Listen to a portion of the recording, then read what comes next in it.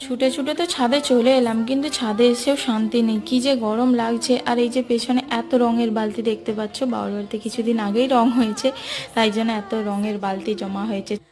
আর গাছগুলো দেখো পুরো একদম নিস্তব্ধ অবস্থায় দাঁড়িয়ে আছে, একটু হাওয়া নেই, গাছের পাতাও নড়ছে না। তো আমি একটু ছাদের মধ্যে হাঁটাহাঁটি করছিলাম, তো তারপরে একটু গরম লাগছিল, আবার একটু চেয়ার নিয়ে বসে জল খেলাম। তারপর ভাবলাম যে না, গাছগুলোকে একটু জল দিই, কারণ গাছের গোড়াগুলো একদম শুকিয়ে যাচ্ছে। রোজই জল দেওয়া হয়, কিন্তু ওই যে এত রোদের তাপ, তো তাই জন্য গাছের গোড়ায় আর জল থাকছে না, সবই সূর্য টেনে নিচ্ছে।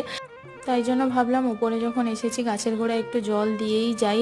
আর আমি একটু গাছপ্রেমিক মানুষ, আমার শ্বশুরবাড়িতে আমি কত গাছ লাগিয়েছি। তো যাই হোক, ওই দিকে দেখো সূর্য তো ডুবে গিয়েছে, কিন্তু এখনো সূর্য তার আভাটা সারা আকাশে ছড়িয়ে দিয়ে গেছে। কত সুন্দর লাগছে আকাশটা, চারিদিকটাই যেন একটা নিস্তব্ধ থমথমে ব্যাপার।